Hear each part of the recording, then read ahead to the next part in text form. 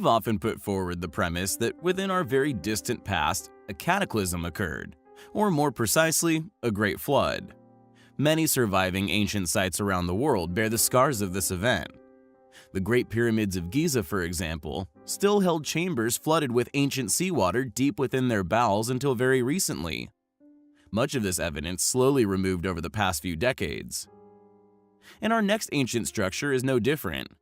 Known as Adam's Bridge, it is an astonishing feature which stretches 30 kilometers, connecting southern India with Sri Lanka, believed to date from a pre-Diluvian age, some 1.7 million years ago.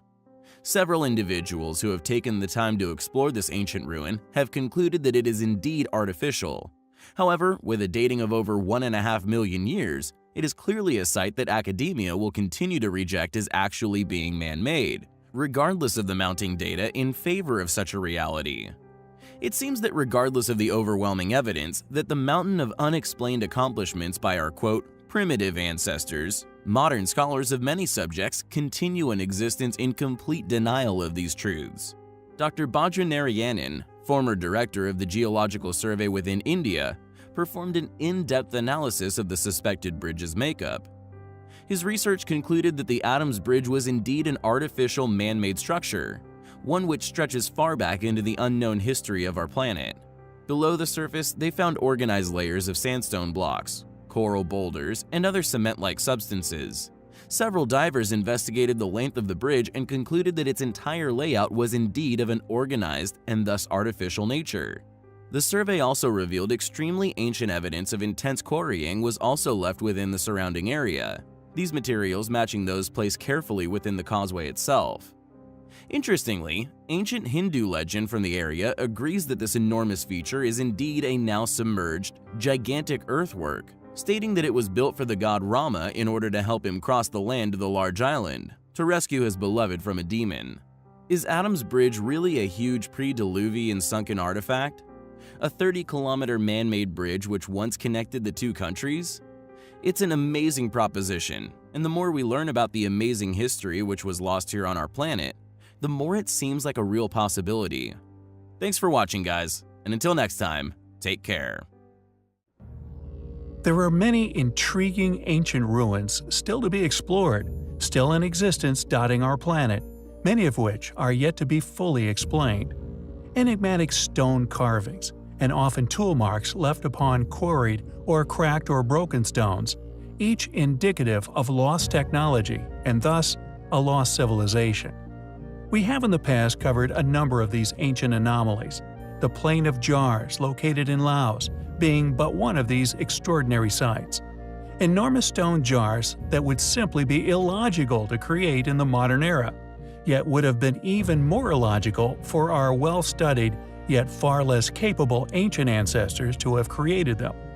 Why these mysterious sculptures were created, and possibly most important of all, when they were made, is an enigma still left within our past. And the Khachari ruins are of no exception, a set of stone ruins located in Dimapur, Nagaland, northeast India. According to academia, their history dates back to the 10th century, when they apparently appeared during what is now known as the Khachari civilization. According to this hypothesis, they were created by the Khachari kingdom, which ruled the area before the Annam invasion during the 13th century AD. They are a series of mushroom dome pillars, which, just like that of the ancient jars of Laos, their original purpose remains a complete mystery, and although of considerable size and weight, are still considered to have once been a part of a game similar to that of chess, yet any explanation of how these enormous statues were moved remains conveniently unexplained. As expected, due to their inexplicable nature, the site has been largely overlooked by funded academia. It seems that the fact that these remnants are clearly indicative of a civilization of tremendous capabilities, including the refined finish of the sculptures, has meant that academics simply avoid discussing or exploring the site in its entirety.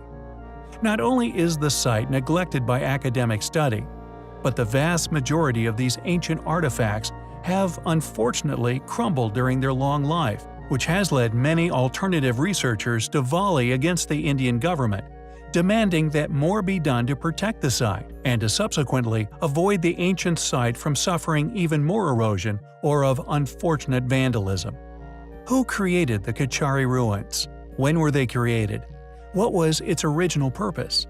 It seems, regardless of these questions being of great historical importance, what is apparently more precious to funded individuals and the institutions in which their conformity to existing, yet highly disputed chronologies of man subsequently prop up their selected fields of apparent study, and are more than willing to aid in the continuation of fallacies, if that means the continued survival of their field of choice.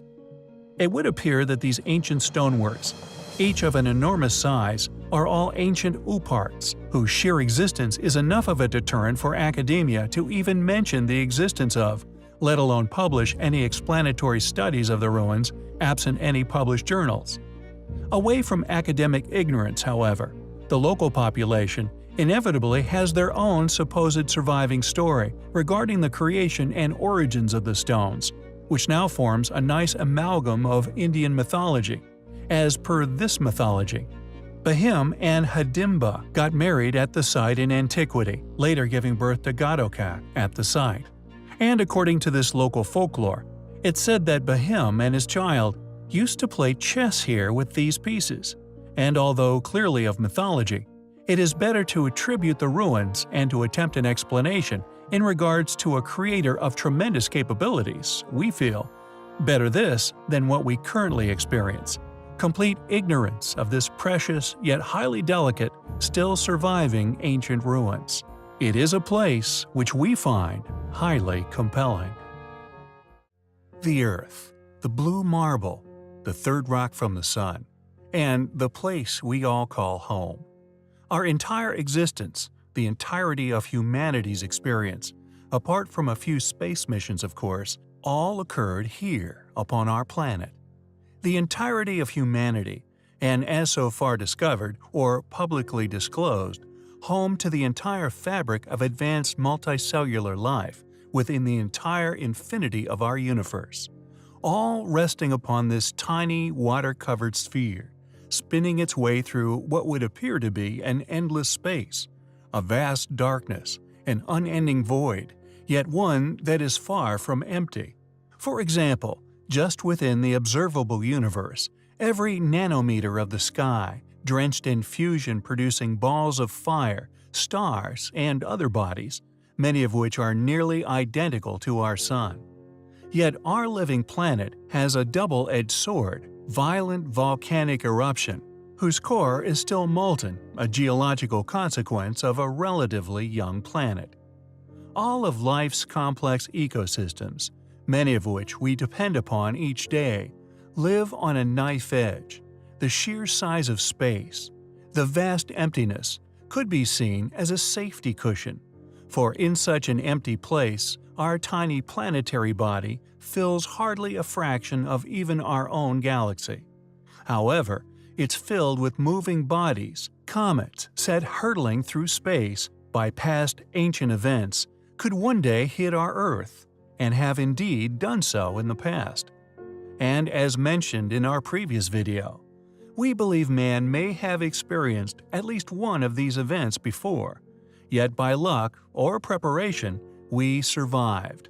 This assertion due to our in-depth research into the evidence of the many lost civilizations. In an instant, all this natural beauty, all this seemingly fanatical trial and evolutionary error gone. All these marvelous creations, innovations, varieties, and even entire genuses gone in an instant, wiped from all but fossilized memory.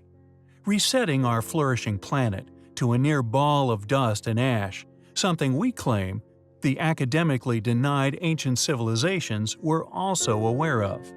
Here on our channel, we posit that the event the dinosaurs experienced, a catastrophic natural event, one which nearly wiped them all from the face of the earth, leaving only a handful of small-scale creatures, that man have experienced such events, and that the survivors of such not only went on to flourish, but went to great effort to not only prove they were once here, but were incredibly capable.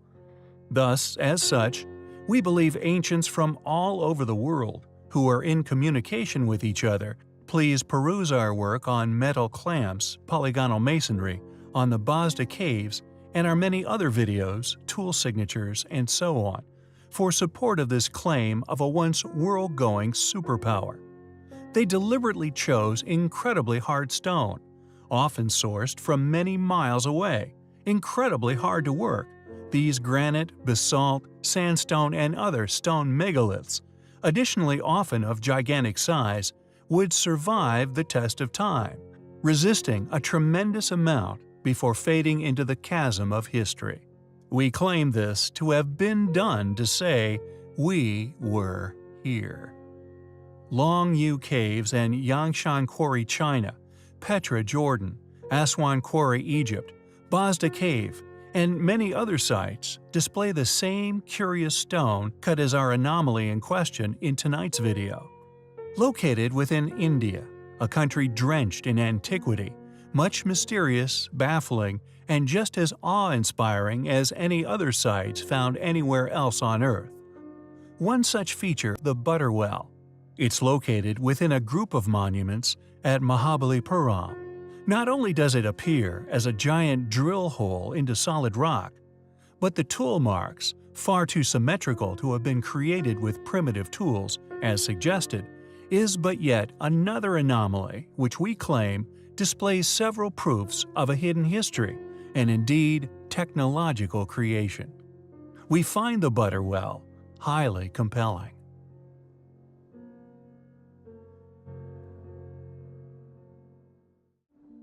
There are many astonishing ancient ruins which can be found throughout India.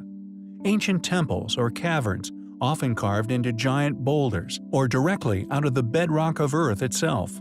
Many of these ruins drenched in exquisite artwork, carvings created with such vision and accuracy that they boggle the minds of all who attempt to explain the methodology of their creator. We have covered a number of sites within India in the past, many of them so precise in their finish that they could have seemingly only been created using precision stone-cutting technology. And our next site of interest is of no exception. Located in the northern part of the state of Karnataka in South India, the village of Hampi has some extremely captivating ruins. Dotted with large boulders, the site is also home to some extremely puzzling relics, one of which is the ancient chariot, clearly a depiction of a once astonishing creation.